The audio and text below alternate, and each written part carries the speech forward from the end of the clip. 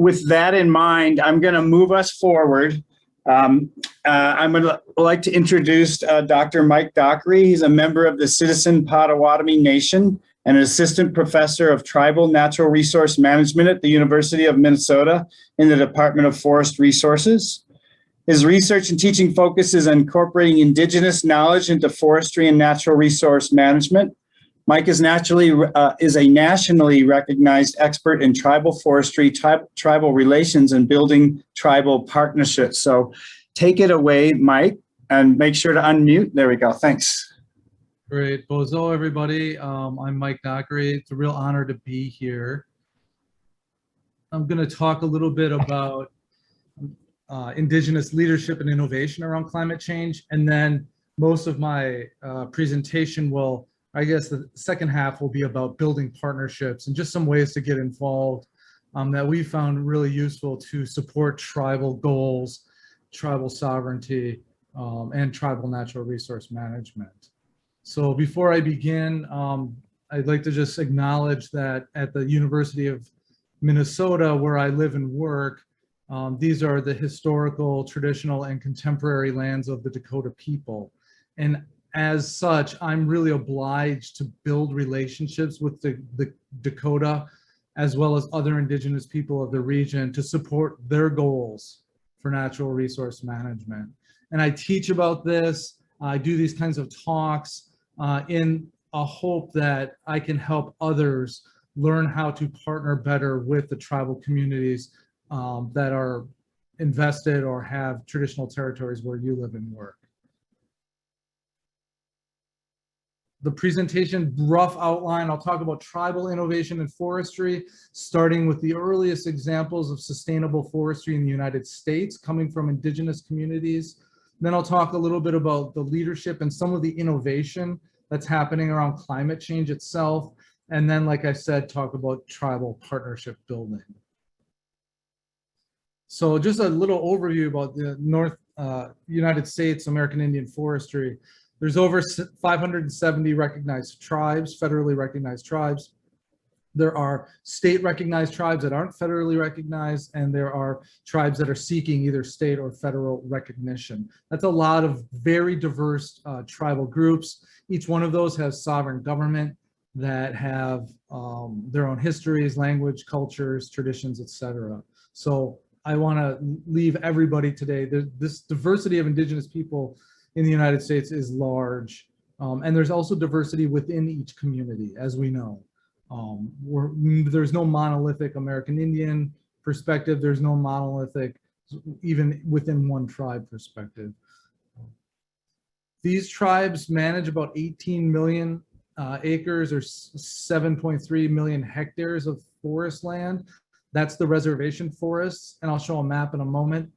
But it's also important to recognize that these lands were all Indigenous lands. And so when we add in the public lands that are now managed by the federal government, that acreage is quite a bit larger.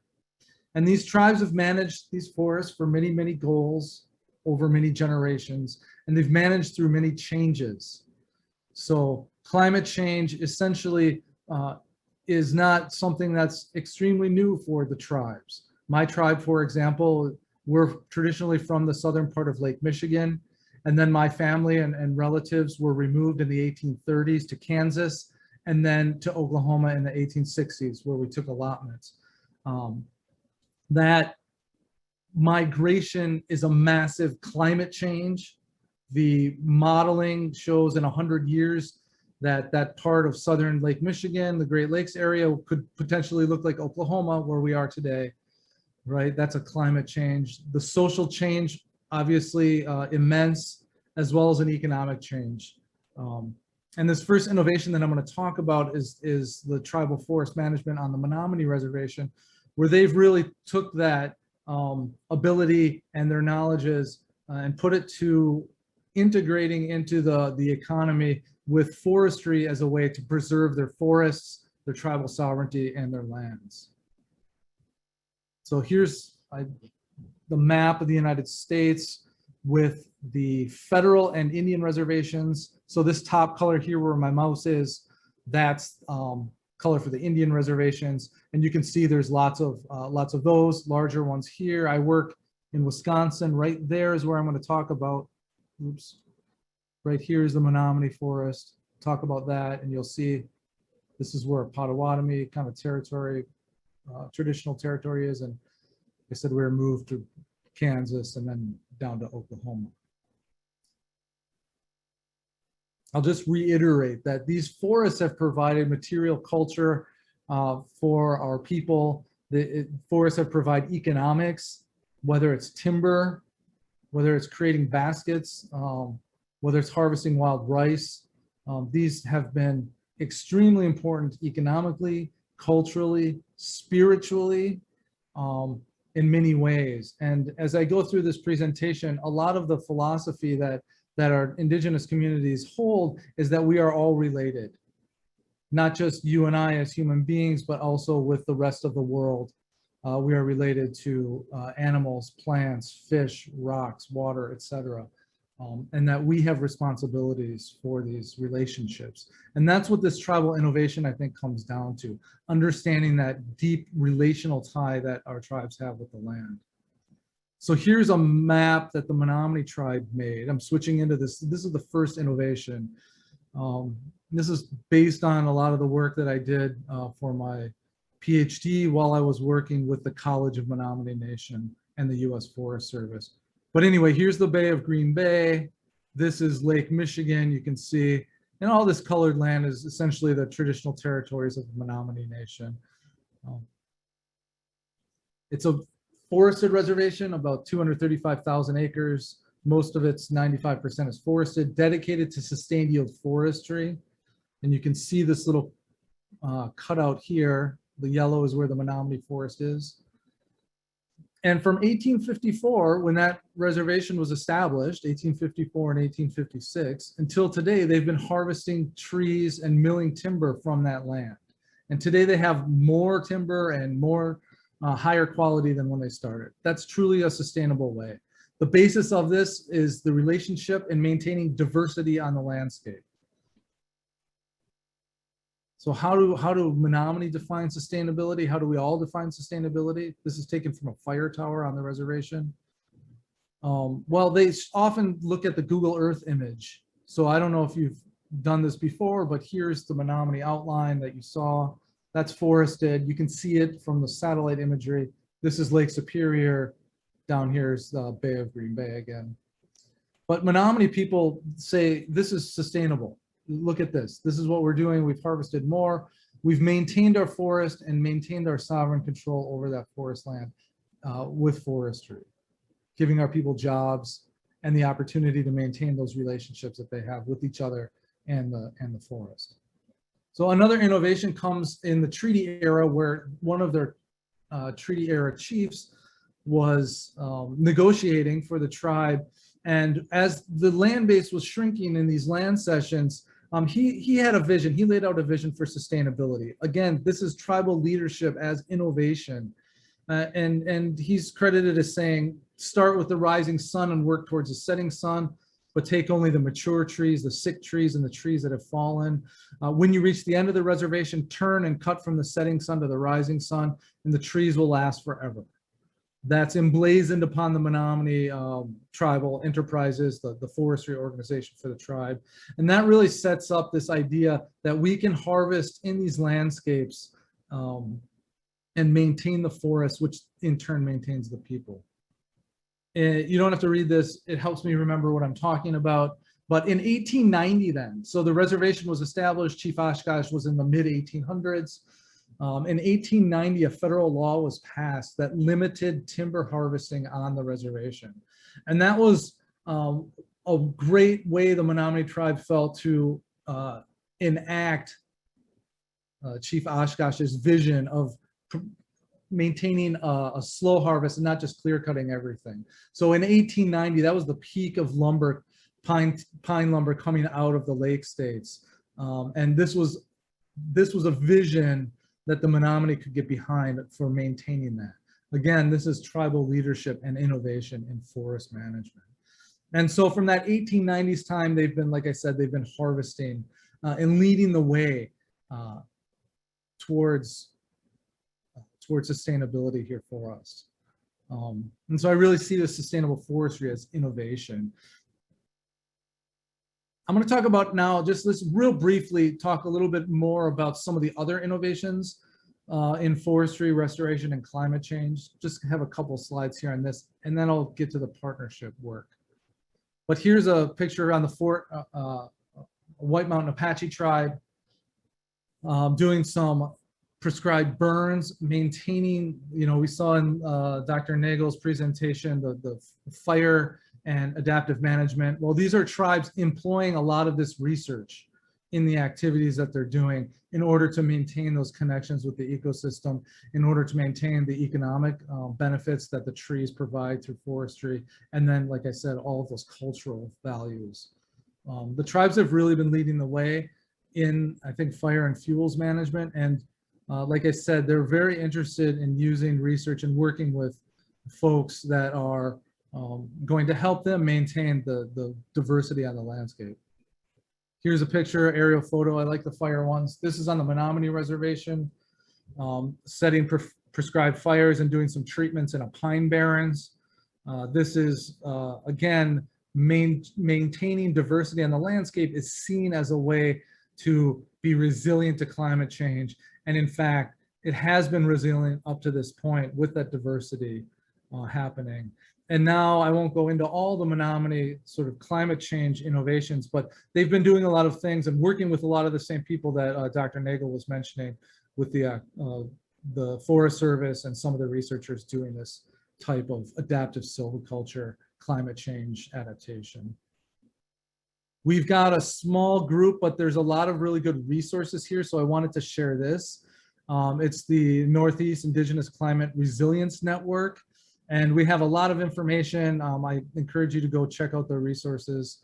What we're doing with this is really trying to provide input into some of the federal scientists working at the climate science and adaptation centers in the Northeast and the Midwest, providing input into what are research topics that tribes are interested in, how to work towards tribal goals in the climate adaptation research, and how do we incorporate tribal perspectives in the research itself to have better science.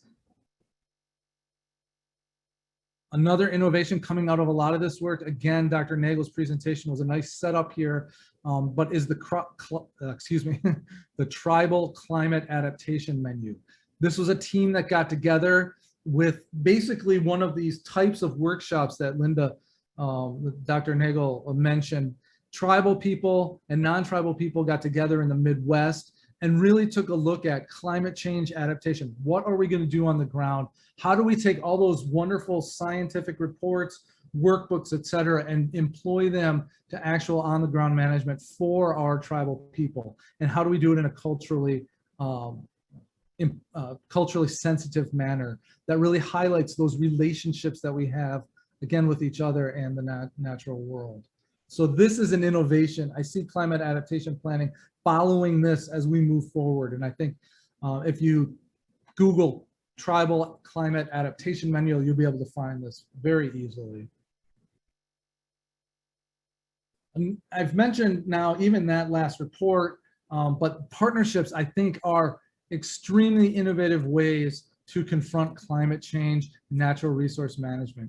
And tribes are at the forefront, I think, of really putting together innovative partnerships. So what I'm going to talk about now for the remaining time is our partnership with a number of tribes, actually 7 tribes and intertribal organizations in the Midwest, Minnesota and Wisconsin. And our partnership is Kawegada, Nana, Gada, Wendam, and Menominee. And that's, first, we must consider wild rice. Those relationships are important. Wild rice is at the center of our Anishinaabe cultures. And this is what the tribes have brought to us in terms of setting up our priorities as a research team to think about the myriad impacts that our wild rice is facing right now. And so wild rice is a cultural species. It's a sacred relative. It's the reason why our tribes migrated to this part of the world, to the Great Lakes, where the food grows on the water. It's an extremely important plant for all of us. And this is a partnership that recognized that wild rice is facing climate impacts with precipitation, either drought or too much, flooding. The plant is very sensitive to water levels. It's also climate change is impacting water chemistries. On top of that, we have things that threaten the water quality, like mining, for instance, with sulfates in the water. We have shoreline development. We have lakes that are managed that aren't necessarily managed for wild rice. And so there's been really a number of things, kind of like the forest fire situation that Dr. Nagel was presenting as well, where you have a whole bunch of factors feeding in. So wild rice is one of these, I guess, examples as well. So the tribes came to us. We started talking to them around what could we do in terms of a partnership. What are the tribal goals? How do we move forward? And so now I have 5 perspectives, I guess, on forming this partnership that we've been engaged in for about 3 years now. So I'll read these and then I'll talk about each one individually, and then we can wrap up for questions. But the 5 partnership building strategies that we've come out in our project: acknowledge past and present harms. Researchers and tribal members must collaborate as equals. There need to be data protocols and formal agreements. Fostering personal relationships help build partnerships. And then be prepared to navigate institutional barriers. So the first one here, acknowledge past and present harms. The University of Minnesota has had a wild rice breeding program for several decades, and the tribes have been against a lot of that research, especially the genetic, not modification, but genetic mapping of wild rice genes. And this is in support of the cultivated paddy rice industry, which the University of Minnesota's research helped us establish. So this is a huge harm that the tribes have been working against, and working with, trying to get the university to be transparent, to be more collaborative, to listen to their concerns around this research. And we have to acknowledge that in order to move forward. We can't move into these kind of projects without acknowledging that. And what does that look like? I can't change the research that other faculty do, but what I can do is be a voice. I can speak from our partnership perspective. I can bring tribal people to the university to explain how they're thinking, and I can give my support to leadership at the university to do the right thing and stand by tribal sovereignty. So that's partnership building strategy number 1. Number 2 is respecting tribal knowledge, respecting tribal labor, and respecting tribal goals. This whole project is based on what the tribes want, and treating each other as equals. And in many cases, especially for me, I don't know I'm a forester. Wild rice is a little bit outside of my academic training. And so I'm learning way more from our tribal partners than I could ever bring to the table. But what I can do is respect that knowledge and make sure that that knowledge is shared and used in a good way to support those tribal goals. So here's just a couple lake shots. This is tribal labor. Typically tribes have small natural resource departments. They have a lot of time, they don't have a lot of time, and they have a lot of different duties. So respecting that labor is really important. Understanding what they're doing, paying them. In our grants, we write in the tribes for salary costs, equipment costs, that kind of thing to help do this research. Partnership building strategy number 3 has to do with formal agreements, data protocols. Here you have a picture of a tribal chairwoman, president of the University of Minnesota, the commissioner for Minnesota's DNR, and also the Pollution Control Agency. These are leaders talking to each other. These are leaders getting together, showing that this is an important thing for us to be doing, working together to support tribal research goals around wild rice, water quality. And you don't have to read this either, but this is just an example of the protocol that we developed. to work with our tribal partners. And basically, we lay out what happens to the data, and that tribes own their own data. And if there are any questions, we won't be publishing things that tribes don't want us to be putting out there. And this is, some people say, oh, this is stepping on academic freedom. But the way we approach it is that we're equals with our tribal partners, just like we would be equals with a co-author on a paper. And if the co-author says, we can't publish this for these reasons, we would do that. This is the same way. This is respecting that tribal knowledge, and just putting it out on paper. So we're all clear from the beginning of the project what's going to happen with all of our data. Number 4 out of 5 that I'll share today is fostering personal relationships. Here's a picture of one of our student interns and one of our tribal partners who is a wild rice manager. This is huge. We need to foster these personal relationships in order to understand the tribal perspectives, understand sort of the issues, and do the best science we can. And so this is great. And I will say too, we often talk about canoeing the waters together as a way to foster those personal relationships. That's not just a personal relationship with humans. That's personal relationship with that water, that Menominee wild rice. This is extremely important. And again, our project name is We Must Consider Wild Rice. If you don't have that personal relationship with the Menominee, with the wild rice, we're missing part of that partnership. So this is extending beyond human beings and treating plants and animals as the relatives, like many of us think of them as.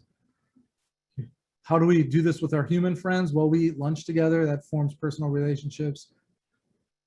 We also, can visit powwows and community gatherings outside of the research. That's a really big thing.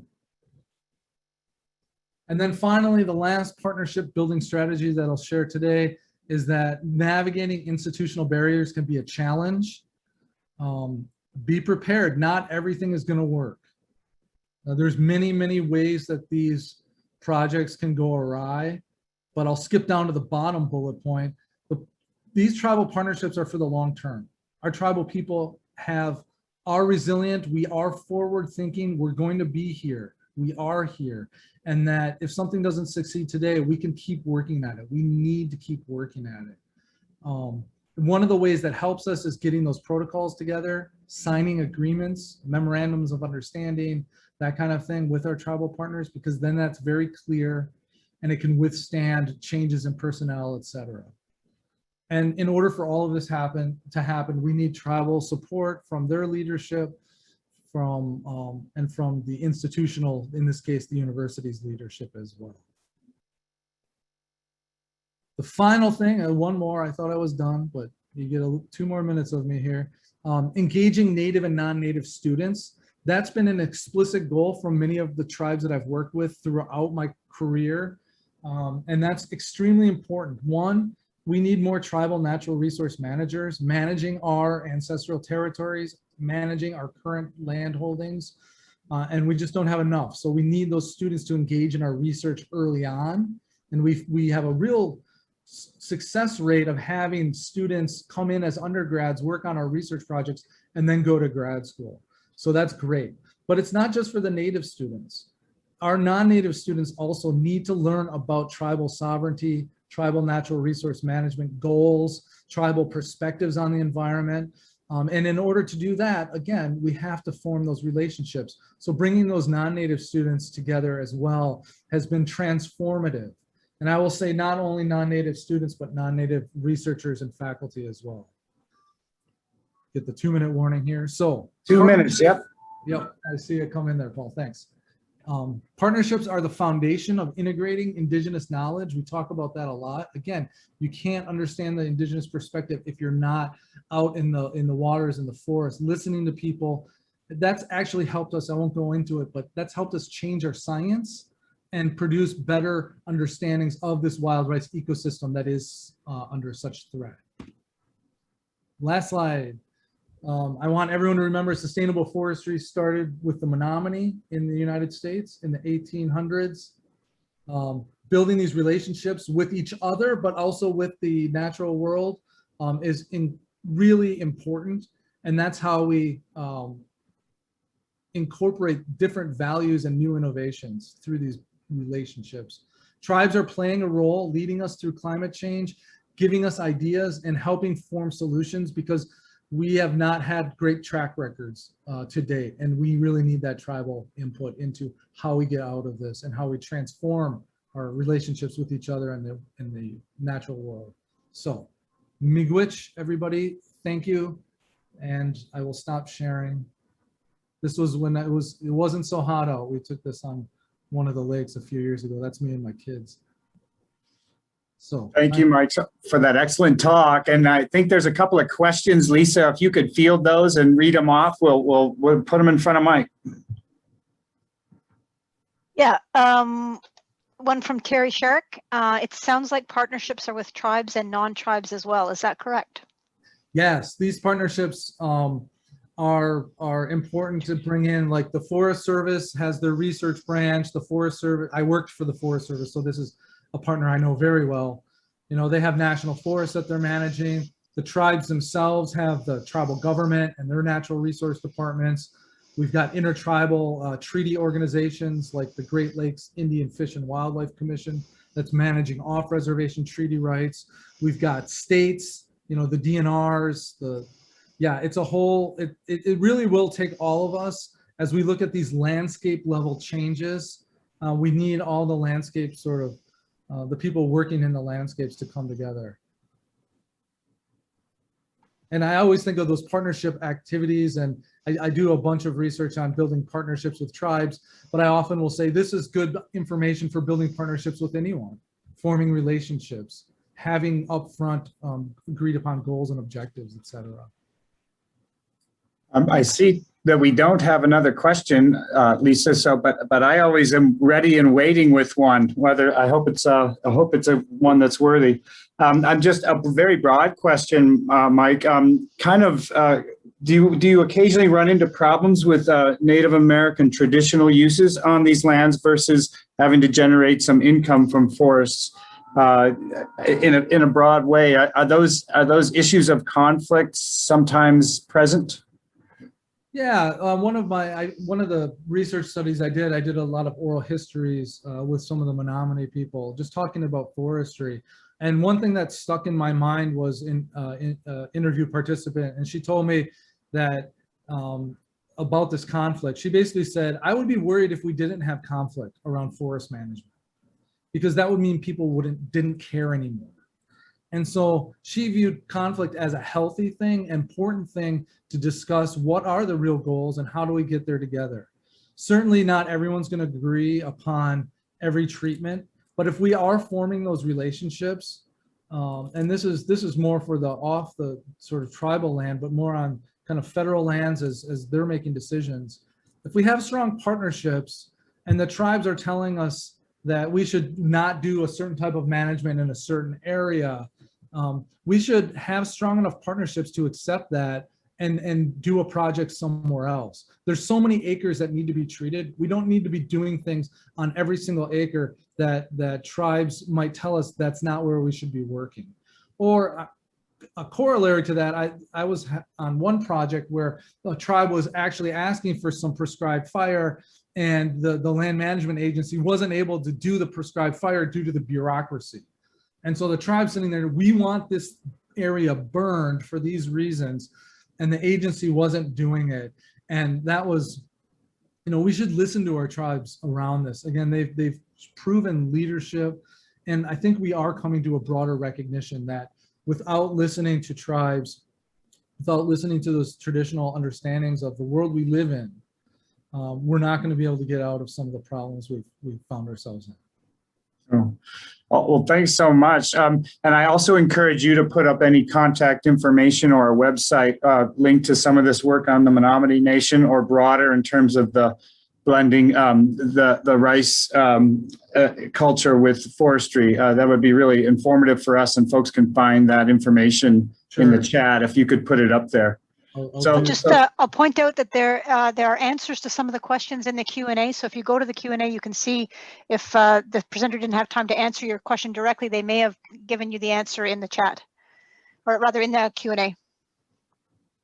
Okay, thanks so much. So let's also, as we can and can give our applause to Mike. Thanks so much for that thoughtful presentation, Mike. I appreciate your time and effort into that, and we'll look forward to mixing it up in the panel discussion as well.